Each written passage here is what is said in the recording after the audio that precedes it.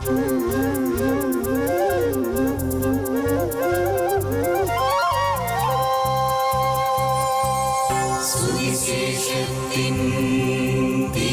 തെളിച്ചം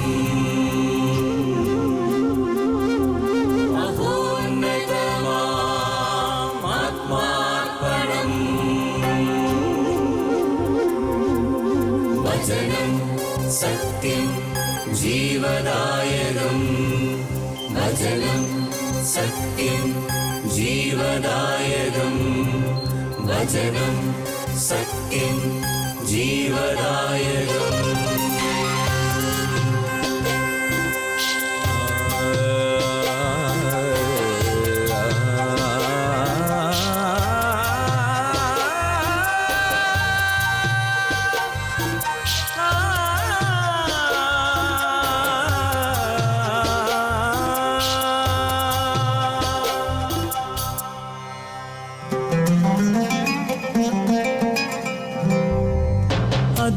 അധ്വാനിപ്പവർത്തൻ സിരകളിലൊഴുകും ജീവൻ പകരും ദിവ്യഭോജനം. അധ്വാനിപ്പവർത്തൻ സിരകളിലൊഴുകും ജീവൻ പകരും ദിവ്യഭോജനം. അതിരുകൾ ഭേദിക്കും സ്നേഹത്തിൻ രശ്മികൾ ഞങ്ങളെ ഉണർത്തുന്ന പുതിയ പ്രഭാതം. അതിരുകൾ ഭേദിക്കും സ്നേഹത്തിൻ രശ്മികൾ ഞങ്ങളെ ഉണർത്തുന്ന പുതിയ പ്രഭാതം. മന്ന മന്ന മന്ന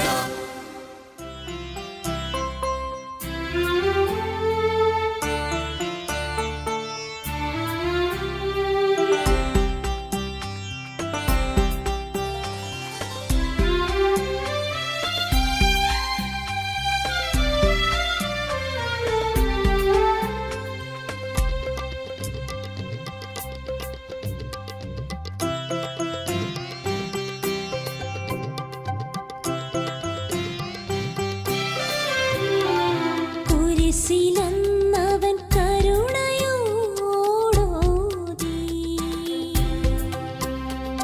നീയുമിന്ന് എന്നോടൊപ്പം പറുദീസയിലായി.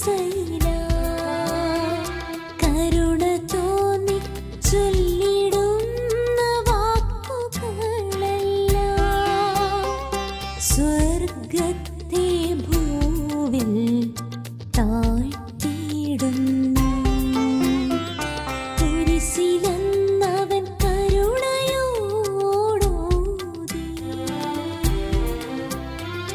നീയുമിന്ന് എന്നോടൊപ്പം പറുദീസയിലായി.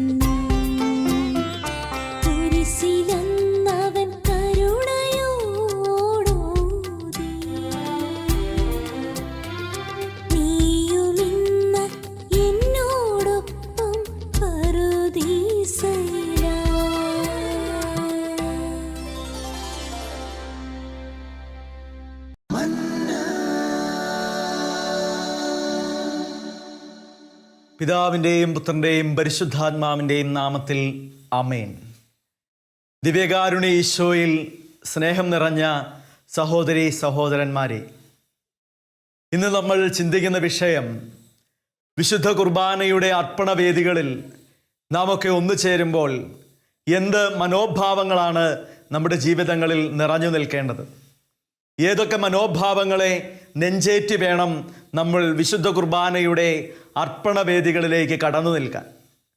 ഒരുപക്ഷെ പഴയ നിയമ പുസ്തകത്തിൽ ഇതൾ വിടരുന്ന ചില വിശുദ്ധ കുർബാനയുടെ ബലി അർപ്പണത്തിൻ്റെ വേദികളാണ് ഇത് നമ്മളെ പഠിപ്പിക്കുന്നതെന്ന് തോന്നുന്നു. വിശുദ്ധ കുർബാനയുടെ അർപ്പണത്തിൽ എനിക്കും നിങ്ങൾക്കും ഉണ്ടാകേണ്ട ചില അടിസ്ഥാന ചൈതന്യങ്ങളെ ഇന്ന് ഓർമ്മപ്പെടുത്തി ഈ വചന വിചിന്തനം മുൻപോട്ട് നീങ്ങും. ഒന്നാമതായിട്ട് ഉൽപ്പത്തി പുസ്തകത്തിലെ തന്നെ ആദ്യ ബലിയർപ്പണത്തെ നമുക്ക് വിചിന്തന വിഷയമാക്കാം. അവിടെ നമ്മൾ കാണുന്ന ബലിയർപ്പണം മറ്റാരുടെയും ബലിയർപ്പണമല്ല, ആബേലിൻ്റെയും കായൻ്റെയും ബലിയർപ്പണമാണ്. ഉൽപ്പത്തി പുസ്തകത്തിൻ്റെ 4-ാമത്തെ അധ്യായം 1 മുതലുള്ള തിരുവചനങ്ങളിൽ ആബേലിനെ കുറിച്ചും കായനെ കുറിച്ചും പറഞ്ഞിട്ട് ആബേൽ ബലിയർപ്പിക്കാൻ പോകുന്ന രംഗത്തെക്കുറിച്ചുള്ള വിവരണമാണ് നമ്മൾ കാണുക. ആബേല് തൻ്റെ ആട്ടിൻകൂട്ടത്തിൽ നിന്നും നല്ലതിനെ തിരഞ്ഞെടുത്ത്, കൊഴുപ്പുള്ളവയെ തിരഞ്ഞെടുത്ത് അവയുടെ കൊഴുപ്പെടുത്ത് ദൈവത്തിൻ്റെ സന്നിധിയിൽ ബലിയർപ്പിക്കുകയാണ്. അങ്ങനെ ബലിയർപ്പിക്കുമ്പോൾ ഈ ആബേലിൻ്റെ ബലി ദൈവം സ്വീകരിച്ചു. എന്നാൽ സഹോദരനായ കായേൻ ദൂരെ മാറി നിന്ന് ഇക്കാര്യം കാണുന്നുണ്ട്. അവൻ നോക്കുമ്പോൾ തൻ്റെ സഹോദരൻ എന്തോ ചെയ്യുന്നു. അവൻ അടുത്ത് ചെന്ന് നോക്കി, അവൻ ബലിയർപ്പിക്കുകയാണ്. കൃഷിക്കാരനായ കായേൻ അവൻ്റെ വയലിലേക്ക് ഓടി, നല്ലതൊന്നും തിരഞ്ഞില്ല. അവൻ പെട്ടെന്ന് കയ്യിൽ കിട്ടിയതെല്ലാം സഹോദരനോട് ഒപ്പം പിടിക്കാനുള്ള എളുപ്പത്തിൽ എടുത്തുകൊണ്ട് വന്ന് ബലിയർപ്പിക്കുകയും. നമ്മൾ പ്രത്യേകമായിട്ട് ചിന്തിക്കേണ്ട ഒരു ഭാഗമാണിത്. ഒരു വ്യക്തി ആത്മാർത്ഥതയോടെ ഒരുങ്ങി ബലിയർപ്പിക്കുന്നു. രണ്ടാമത്തെ വ്യക്തി ആത്മാർത്ഥതയില്ലാതെ അനുകരണത്തിൻ്റെ പേരിൽ ബലിയർപ്പിക്കുന്നു. ഒരാള് ആത്മാർത്ഥതയോടെ ബലിയർപ്പിക്കുമ്പോൾ രണ്ടാമത്തെ ആൾ അനുകരണത്തിൻ്റെ പേരിൽ ബലിയർപ്പിക്കുകയും. പ്രിയമുള്ളവരെ, കായൻ്റെ ബലി ദൈവം സ്വീകരിച്ചില്ല. ദൈവം അവൻ്റെ ബലി സ്വീകരിക്കാത്തതിൽ അവൻ അല്പ ദുഃഖമുണ്ടായി. അവൻ്റെ മനസ്സിൽ കോപം നിറഞ്ഞു, അവൻ്റെ മനസ്സിൽ പക നിറഞ്ഞു, സഹോദരനോട് വിദ്വേഷം തോന്നി, അവൻ്റെ മുഖം കറുത്തു. അവൻ അവിടെ നിന്ന് വയലിലേക്ക് പോവുകയാണ്. അപ്പോഴാണ് തൻ്റെ സഹോദരൻ വരുന്നത്. അവനോട് കോപിച്ചു, അവനോട് കയർത്തു, അവൻ്റെ സഹോദരനെ അവൻ കൊന്നുകളഞ്ഞു. ഇത് പഴയ നിയമത്തിലെ ഒരു കഥയായി അവസാനിക്കുന്നുവെന്ന് നാം ചിന്തിക്കരുത്. നമുക്ക് പുതിയ നിയമത്തിലേക്കൊന്ന് കടന്നു വരാം. പുതിയ നിയമത്തിൽ യോഹന്നാന്റെ സുവിശേഷത്തിൽ ആത്മാർത്ഥതയില്ലാതെ ബലിയർപ്പിക്കുന്ന മറ്റൊരു വ്യക്തിയെ നമ്മൾ കാണുന്നുണ്ട്. അത് മറ്റാരുമല്ല, 13-ാമത്തെ അധ്യായത്തിൽ നമ്മൾ കണ്ടുമുട്ടുന്ന യൂദാസാണ്. ബാക്കി 11 പേരെയും അനുകരിച്ചുകൊണ്ട് ആത്മാർത്ഥതയില്ലാതെ അവൻ അന്ത്യത്താഴത്തിൽ പങ്കുചേരുകയാണ്. അവൻ അന്ത്യത്താഴത്തിൽ പങ്കുചേരുമ്പോൾ അവൻ്റെ ഉള്ളിലിരിപ്പ്, എന്നെ ആരും തിരിച്ചറിയരുത്, എൻ്റെ കുരുട്ടുബുദ്ധിയും ഞാൻ ഒറ്റിക്കൊടുക്കാൻ പോകുന്ന പദ്ധതിയുമൊന്നും ഇവിടെ ഇരിക്കുന്ന ആരും മനസ്സിലാക്കരുത് എന്നുള്ളതായിരുന്നു. അതുകൊണ്ട് അവൻ വളരെ സൂക്ഷ്മതയോടുകൂടി ബാക്കിയുള്ളവരെ അനുകരിക്കാൻ തുടങ്ങി. അവൻ കുർബാന സ്വീകരിച്ചിട്ട് ഇറങ്ങിപ്പോകുന്നതിനെ കുറിച്ച് യോഹന്നാൻ സുവിശേഷകൻ ഇപ്രകാരം പറയുന്നുണ്ട്. അവൻ പുറത്തേക്ക് ഇറങ്ങിപ്പോയി, അപ്പോൾ അവിടെ അന്ധകാരമായിരുന്നു. പ്രിയമുള്ള സഹോദരങ്ങളെ, ശ്രദ്ധിക്കണം. ഇവിടെ ഈ ആബേലിൻ്റെയും കായൻ്റെയും കഥയിൽ കായൻ്റെ മുഖം കറുത്തു എന്ന് പറയുന്നതും യൂദാസ് ഇറങ്ങിപ്പോയപ്പോൾ ഇരുട്ടായിരുന്നു എന്ന് പറയുന്നതും സമാനമായ കാര്യമാണ്. കായൻ്റെ ജീവിതത്തിൽ അവൻ്റെ ഉള്ളിൽ കോപവും പകയും വിദ്വേഷവും നിറഞ്ഞപ്പോൾ അവൻ്റെ മുഖം കറുത്തു വന്നു. അവൻ സഹോദരനെ കൊല്ലുന്നവനായി മാറി. ഇവിടെ യൂദാസ് ആത്മാർത്ഥതയില്ലാതെ അനുകരണത്തിൻ്റെ പേരിൽ ബലിയർപ്പണത്തിൽ പങ്കുചേർന്നപ്പോൾ അവൻ്റെ ഉള്ളിൽ പകയും വിദ്വേഷവും വഞ്ചന നിറഞ്ഞ രീതികളും ഖനീഭവിക്കുകയാണ്. എന്നിട്ട് അവൻ പുറത്തേക്ക് ഇറങ്ങിപ്പോകുമ്പോൾ അവൻ്റെ ഉള്ളിൽ ഇരുട്ടായിരുന്നു എന്നതിൻ്റെ പ്രതിധ്വനികളാണ് അവൻ പുറത്തേക്ക് ഇറങ്ങിപ്പോയപ്പോൾ ഇരുട്ടായിരുന്നു എന്ന് പറയുന്നതിലൂടെ അർത്ഥമാക്കുക. അവൻ പുറത്തേക്ക് ഇറങ്ങിപ്പോയപ്പോൾ ഇരുട്ടായിരുന്നുവെങ്കിൽ അവൻ്റെ ഉള്ളിലും അന്ധകാരം ഘനീഭവിച്ചിരുന്നു എന്ന് വേണം നമ്മൾ മനസ്സിലാക്കാൻ. അവൻ ഗുരുവിനെ ഒറ്റിക്കൊടുക്കുന്നവനായി, ഗുരുവിൻ്റെ കൊലപാതകത്തിന് കൂട്ടുനിൽക്കുന്നവനായി മാറുകയാണ്. പ്രിയമുള്ള സഹോദരങ്ങളെ, വിശുദ്ധ കുർബാന അർപ്പണത്തോട് ചേർന്ന് നിൽക്കുന്ന ഞാനും നിങ്ങളും ഇതിൽ നിന്നും പാഠം ഉൾക്കൊള്ളേണ്ടതുണ്ട്.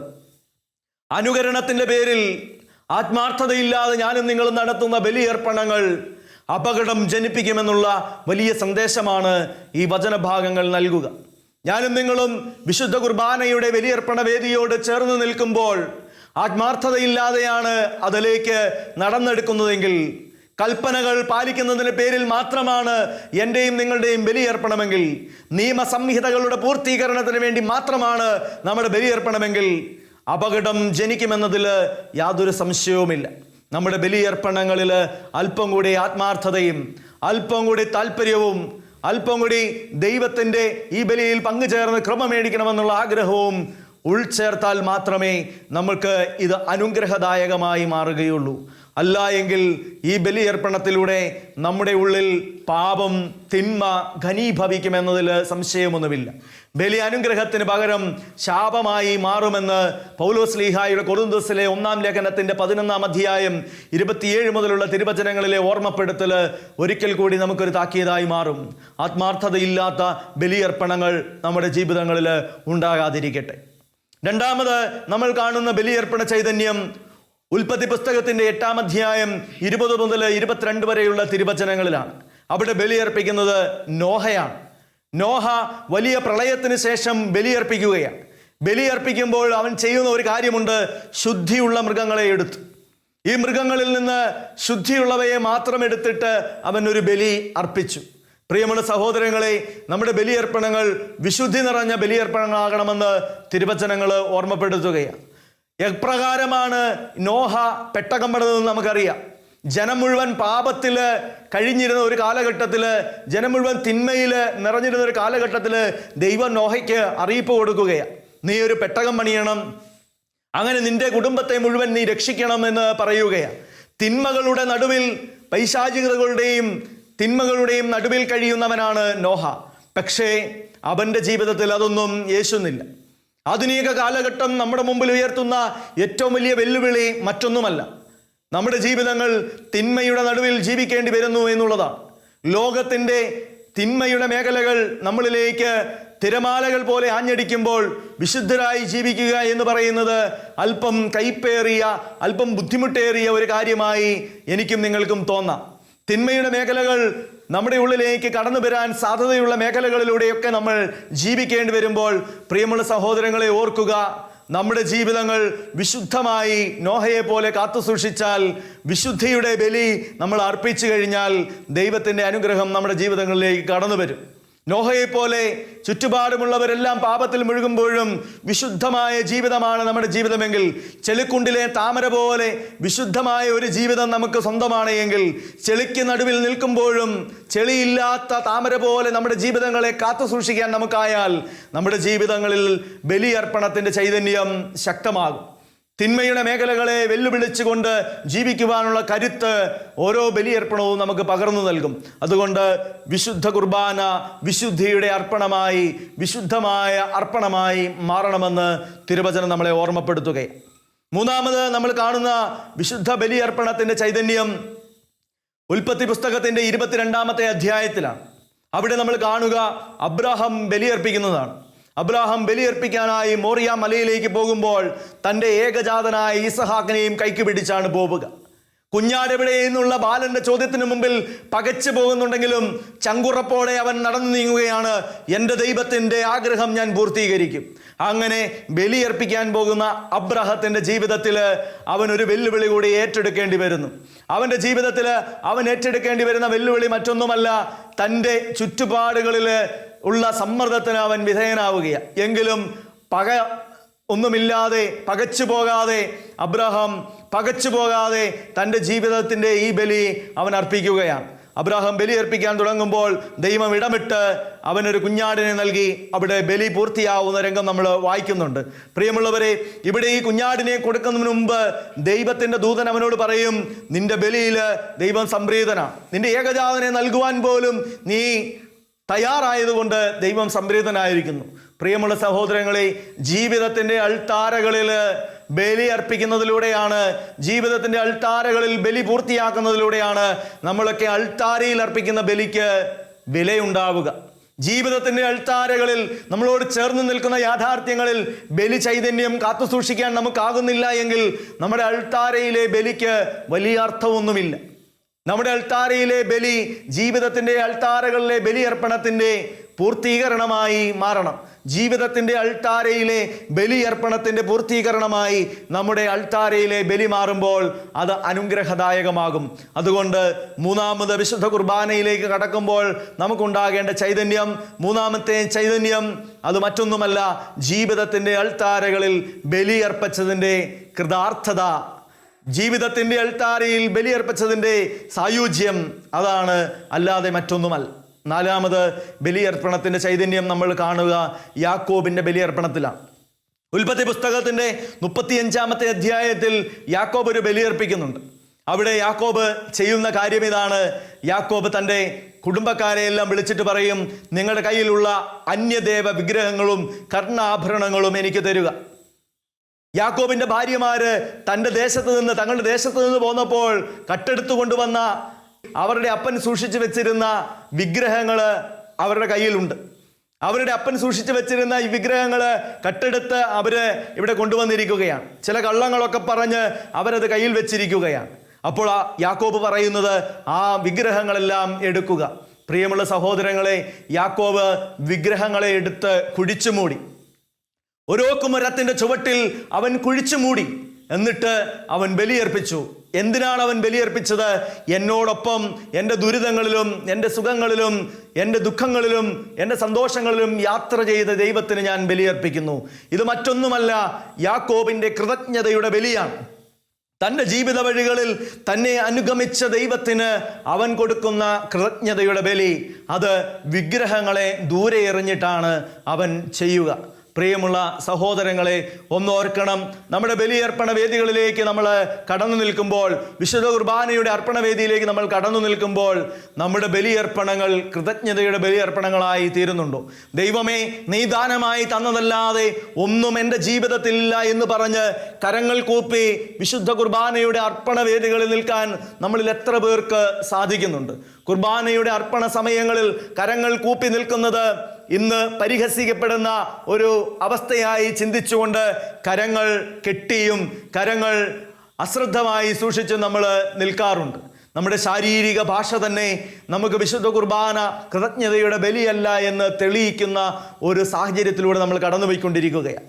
ബലിയർപ്പണം കൃതജ്ഞതയുടേതായിരുന്നെങ്കിൽ എൻ്റെ ജീവിതത്തിൽ ദൈവമേ നീ നൽകിയതാണ് എല്ലാമെന്ന് ചിന്തിക്കുന്ന വ്യക്തിയായിരുന്നുവെങ്കിൽ കരങ്ങൾ കൂപ്പി വിശുദ്ധ കുർബാനയിൽ നമ്മൾ പങ്കെടുത്തേനെ, കൃതജ്ഞതയുടെ ബലി നമ്മൾ അർപ്പിച്ചേനെ. പക്ഷേ ഞാനെന്ന വിഗ്രഹത്തെ എൻ്റെ ഉള്ളിൽ സൂക്ഷിക്കുന്ന നമുക്ക് പലപ്പോഴും അതിന് കഴിയുന്നില്ല. എൻ്റെ കഴിവും എൻ്റെ നേട്ടവും എൻ്റെ സ്വാധീനവും ഉപയോഗിച്ച് ഞാൻ ഇന്ന് ഈ സ്ഥിതിയിലായിരിക്കുന്നു. എൻ്റെ കഴിവ് കൊണ്ട്, എൻ്റെ പണം കൊണ്ട്, എൻ്റെ ആരോഗ്യം കൊണ്ട് ഞാൻ ഇന്ന് ഈ ദേവാലയത്തിൽ വന്നിരിക്കുന്നു എന്നൊക്കെ ചിന്തിച്ച് നമ്മൾ നിന്ന് കഴിഞ്ഞാൽ ഒരിക്കലും നമുക്ക് കരങ്ങൾ കൂപ്പി നിൽക്കുവാനാവില്ല. പ്രിയപ്പെട്ടവരെ, കൃതജ്ഞതയുടെ ബലി അർപ്പിക്കുവാൻ നമുക്കാവില്ല. അതുകൊണ്ട് വിശുദ്ധ കുർബാനയുടെ അർപ്പണ വേദികളിൽ നമുക്കുണ്ടാകേണ്ട നാലാമത്തെ ചൈതന്യം അത് കൃതജ്ഞതയുടെ ബലിയാകണം എന്നുള്ളതാണ്. ഇനിയും വിശുദ്ധ കുർബാനയുടെ അർപ്പണ വേദികളിലേക്ക് നമ്മൾ കടന്നു നിൽക്കുമ്പോൾ നമുക്കുണ്ടാകേണ്ട അഞ്ചാമത്തെ ചൈതന്യം അത് സ്വാതന്ത്ര്യത്തിൻ്റെ ആഘോഷമാകണം എന്നുള്ളതാണ്. സ്വാതന്ത്ര്യത്തിൻ്റെ ആഘോഷമായി നമ്മുടെ വിശുദ്ധ കുർബാനയുടെ അർപ്പണങ്ങൾ മാറണം. നമ്മുടെ വിശുദ്ധ കുർബാനയുടെ അർപ്പണ വേദികളിൽ നമ്മൾക്കുള്ള ആത്മീയ സ്വാതന്ത്ര്യം നമുക്ക് കാണിച്ചു കൊടുക്കുവാനും അത് ആഘോഷിക്കുവാനും സാധിക്കണം. ആത്മാവിലും സത്യത്തിലും ആരാധിക്കുന്നവർ, സ്വാതന്ത്ര്യത്തിൻ്റെ ഈ ആരാധനയിൽ പങ്കുചേരുന്നവർ യഥാർത്ഥത്തിൽ സ്വാതന്ത്ര്യം പ്രാപിക്കുന്ന വ്യക്തികളായി തീരുന്നത് പാപത്തിൻ്റെ അടിമത്തങ്ങളിൽ നിന്ന് പുറത്തു വരുമ്പോഴാണ്. പുറപ്പാട് പുസ്തകത്തിൻ്റെ 12-ാം അധ്യായത്തിൽ നമ്മൾ കാണുന്ന കാഴ്ച ഇസ്രായേൽ ജനത്തെ ഈജിപ്തിൻ്റെ അടിമത്തത്തിൽ നിന്ന് പുറത്തു കൊണ്ടുവരുന്നതാണ്. ഇസ്രായേൽ ജനത്തെ ഈജിപ്തിൻ്റെ അടിമത്തത്തിൽ നിന്ന് പുറത്തു കൊണ്ടുവരുമ്പോൾ ദൈവാരാധനയ്ക്കായിട്ടാണ് അവർ പുറത്തു വരിക. നിയമാവർത്തന പുസ്തകം 5-ാം അധ്യായം 14-15 തിരുവചനങ്ങൾ വായിക്കുമ്പോൾ നമുക്ക് മനസ്സിലാകുന്ന ഒരു കാര്യം ഇതാണ്. നാം ഒക്കെ ആചരിക്കുന്ന സാബത്തിൻ്റെ അർത്ഥം ഇത് സ്വാതന്ത്ര്യത്തിലേക്ക് കടന്നു വന്നു എന്നതിൻ്റെ ഓർമ്മയാണ് എന്നുള്ളത്. ഞാനും നിങ്ങളും സാബത്ത് ആചരിക്കുന്നുണ്ടെങ്കിൽ, ഞായറാഴ്ചയിൽ വിശുദ്ധ കുർബാനയിൽ പങ്കുചേരുന്നുണ്ടെങ്കിൽ, കർത്താവിൻ്റെ ദിവസത്തെ പരിശുദ്ധമായി ആചരിക്കുന്നുണ്ടെങ്കിൽ അതിന് കാരണം ഞാനും നിങ്ങളും നേടിയെടുത്ത സ്വാതന്ത്ര്യമാണ്. അടിമത്തത്തിൽ നിന്നുള്ള സ്വാതന്ത്ര്യം. എന്തിൻ്റെ അടിമത്തത്തിൽ നിന്നാണ് ഞാനും നിങ്ങളും സ്വാതന്ത്ര്യം നേടിയിരിക്കുന്നത്? കർത്താവിൻ്റെ കുരിശ് മരണത്തിലൂടെ പാപത്തിൻ്റെ അടിമത്തത്തിൽ നിന്ന് ഞാനും നിങ്ങളും സ്വാതന്ത്ര്യം പ്രാപിച്ചിരിക്കുകയാണ്. ഈ സ്വാതന്ത്ര്യത്തിൻ്റെ ആഘോഷമാണ് ഓരോ വിശുദ്ധ കുർബാനയും. കർത്താവിൻ്റെ കുരിശിനാൽ നേടപ്പെട്ട രക്ഷയുടെ അനുഭവം, സ്വാതന്ത്ര്യത്തിൻ്റെ അനുഭവം നമ്മൾ ആഘോഷിക്കുകയാണ്. പക്ഷേ പലപ്പോഴും നമ്മൾ വീണ്ടും അടിമത്തത്തിലേക്ക് പോവുകയാണ്. ധൂർത്തപുത്രൻ്റെ ഉപമയിൽ നമ്മൾ കാണുന്നത് പോലെ ധൂർത്തപുത്രൻ പോകുന്നത് ഒരു വിജാതീയൻ്റെ അടുക്കലേക്ക്. അവൻ വിജാതീയൻ്റെ അടുക്കൽ ജോലി ചെയ്യുമ്പോൾ അവനുണ്ടാകുന്ന അവസ്ഥ നമുക്കറിയാം. അവന് സാബത്ത് ആചരിക്കാൻ പറ്റുകയില്ല. വിജാതീയന് സാബത്തില്ല. വിജാതീയന് സാബത്തില്ലാത്തത് കൊണ്ട് അവനും സാബത്ത് ആചരിക്കാൻ പറ്റുകയില്ല. അപ്പോൾ യഹൂദനായ ഈ മകൻ ധൂർത്തപുത്രനായിട്ട് ഒരു വിജാതീയൻ്റെ അടുക്കൽ ജോലിക്ക് ചെല്ലുമ്പോൾ അവൻ അറിയാതെ വീണ്ടും അടിമത്തത്തിലേക്ക് പോവുകയാണ്. പാപത്തിൻ്റെ അടിമത്തത്തിലേക്ക് ഞാനും നിങ്ങളും വീണ്ടും വീണു പോകുന്നുണ്ടെങ്കിൽ, വീണ്ടും വീണ്ടും പാപത്തിൻ്റെ മേഖലകളിലേക്ക് കഴിയാനാണ് നമുക്ക് താല്പര്യമെങ്കിൽ, ഞാനും നിങ്ങളും ദൈവാരാധനയുടെ സ്വാതന്ത്ര്യത്തെ വിലമതിക്കുന്നില്ല എന്നും ദൈവാരാധനയുടെ സ്വാതന്ത്ര്യത്തിൻ്റെ ചൈതന്യത്തെ വിലമതിക്കുന്നില്ല എന്നുമുള്ളതാണ് അതിൻ്റെ അർത്ഥം. ധൂർത്തപുത്രനെ പോലെ ഞാനും നിങ്ങളും വിജാതിയരുടെ അടിമത്തത്തിലേക്ക് പോകുവാൻ, വിജാതിയൻ്റെ അടിമത്തത്തിൽ ജോലി ചെയ്യുവാൻ വേണ്ടി ആഗ്രഹിക്കുക. ദൈവം നൽകുന്ന സ്വാതന്ത്ര്യത്തെ പുല്ലുവില കൽപ്പിച്ച്, ദൈവം നൽകുന്ന സ്വാതന്ത്ര്യത്തിന് പുല്ലുവില കൽപ്പിച്ച് ഞാനും നിങ്ങളും മടങ്ങിപ്പോവുകയാണ്. പ്രിയമുള്ള സഹോദരങ്ങളെ, അതുകൊണ്ട് അഞ്ചാമത്തെ ചൈതന്യം ബലിയർപ്പണ വേദികളിലേക്ക് കടന്നു നിൽക്കുമ്പോൾ നമുക്കുണ്ടാകേണ്ട ചൈതന്യം സ്വാതന്ത്ര്യത്തോടുകൂടി ബലിയർപ്പിക്കുക എന്നുള്ളത്. വിശുദ്ധമായ ജീവിതമുള്ള വ്യക്തികളായി, അടിമത്തങ്ങളിൽ നിന്ന് സ്വാതന്ത്ര്യം നേടിയവരായി, പാപത്തിൻ്റെ കെട്ടുകളിൽ നിന്ന് വിമോചനം പ്രാപിച്ചവരായി നമുക്ക് ബലിയർപ്പിക്കുവാൻ വേണ്ടി സാധിക്കട്ടെ. നമ്മുടെ ബലിയർപ്പണങ്ങൾ, വിശുദ്ധ കുർബാന അർപ്പണങ്ങൾ ഇപ്രകാരം ആത്മാർത്ഥതയുള്ളതായി മാറട്ടെ. ആത്മാർത്ഥതയുള്ള ബലിയർപ്പണങ്ങൾ നമ്മുടെ കുടുംബങ്ങൾക്ക് അഭിഷേകം പകരും. രണ്ടാമത്, നമ്മുടെ ബലിയർപ്പണങ്ങൾ വിശുദ്ധിയുടെ ബലിയർപ്പണങ്ങളാകട്ടെ. ചെളി നിറഞ്ഞ ജീവിത ചുറ്റുപാടുകൾ നമുക്കുണ്ടെങ്കിലും ജീവിതത്തിൽ ലോകം മുഴുവനും തിന്മയിലാണെന്ന് പറഞ്ഞുകൊണ്ട് നമ്മളും തിന്മയ്ക്ക് കൂട്ടുനിൽക്കാതെ അതിൽ നിന്ന് വിഭിന്നമായിട്ട് ജീവിക്കുവാനും ചിന്തിക്കുവാനും സാധിക്കുന്ന വ്യക്തികളായി ബലിയർപ്പണ വേദിയിലേക്ക് കടക്കുവാനും ബലിയിൽ നിന്നും ശക്തി പ്രാപിക്കുവാനും നമുക്ക് സാധിക്കട്ടെ. ദൈവം നമുക്ക് നൽകിയ ഒരുപാട് അനുഗ്രഹത്തിൻ്റെ വേദികളിൽ നമ്മൾ ജീവിതത്തിൻ്റെ ബലിവേദികളിൽ ബലി അർപ്പിച്ചതിന് ശേഷം അതിൻ്റെ പൂർത്തീകരണം എന്ന നിലയിൽ അൾത്താരയിൽ ബലിയർപ്പിക്കുന്നവരാകട്ടെ. അൾത്താരയിൽ ബലിയർപ്പിക്കുമ്പോൾ ജീവിതത്തിൻ്റെ ബലിയർപ്പണ പൂർത്തീകരണം നമ്മുടെയൊക്കെ ജീവിതങ്ങളിലേക്ക് കൂടുതൽ അനുഗ്രഹങ്ങളെ നൽകും എന്നതിൽ സംശയമില്ല. നാലാമതായി, ദൈവം നമുക്ക് നൽകിയ അനുഗ്രഹങ്ങൾക്ക് നന്ദി പറഞ്ഞുകൊണ്ട് ഞാനെന്ന വിഗ്രഹത്തെ ദൂരെ എറിഞ്ഞ് ദൈവമേ നീ നൽകിയതാണ് എല്ലാം എന്ന ചിന്തയോടെ കരങ്ങൾ കൂപ്പി ബലിയർപ്പിക്കുവാൻ, കൃതജ്ഞതയുടെ ബലിയർപ്പിക്കുവാൻ നമുക്ക് സാധിക്കട്ടെ. അഞ്ചാമതായി, എല്ലാവിധ തിന്മയുടെ മേഖലകളിൽ നിന്നും അടിമത്തങ്ങളിൽ നിന്നും സ്വാതന്ത്ര്യം പ്രാപിച്ച് വിശുദ്ധ കുർബാന അർപ്പിക്കുവാനും വിശുദ്ധ കുർബാനയിൽ പങ്കുചേരുവാനും നമുക്ക് സാധിക്കട്ടെ. ദൈവം ഈ കുർബാനയുടെ ചൈതന്യങ്ങളോട് ചേർന്ന് നിന്ന് നമ്മുടെ ജീവിതത്തെ അനുഗ്രഹിക്കുവാൻ ഇടവരുത്തട്ടെ എന്ന് പ്രാർത്ഥിക്കുന്നു. വിശുദ്ധ കുർബാനയുടെ ഈ ചൈതന്യങ്ങൾ, വിശുദ്ധ കുർബാന അർപ്പണവേദിയിൽ നമുക്കുണ്ടാകേണ്ട മനോഭാവങ്ങൾ നമുക്ക് അനുഗ്രഹം പ്രദാനം ചെയ്യുന്നതാകട്ടെ. നിത്യപിതാവും പുത്രനും പരിശുദ്ധാത്മാവുമായ സർവേശ്വര എന്നേക്കും ആമേൻ. കുരിശ് രക്ഷയുടെ അടയാളമാണ്. സ്നേഹത്തിൻ്റെയും പങ്കുവെക്കലിൻ്റെയും മഹത്തായ അനുഭവം. ആ വലിയ രക്ഷയുടെ സാന്നിധ്യം നമ്മുടെ ജീവിതത്തെ സമ്പൂർണ്ണമാക്കട്ടെ. ഏവർക്കും ക്രിസ്തു സ്നേഹവും സമാധാനവും നേരുന്നു. പ്രാർത്ഥനയും നമുക്ക് പരസ്പരം ഓർമ്മിക്കാം. നിങ്ങളുടെ അഭിപ്രായങ്ങളും നിർദ്ദേശങ്ങളും ഞങ്ങളെ അറിയിക്കാൻ മറക്കരുത്. eldroyvision.uae@gmail.com. ഞങ്ങളെ ഉണർത്തുന്ന പുതിയ പ്രഭാതം, അതിരുകൾ ഭേദിക്കും സ്നേഹത്തിൻ്റെ രശ്മികൾ. ഞങ്ങളെ ഉണർത്തുന്ന പുതിയ പ്രഭാതം. മന്ന മന്ന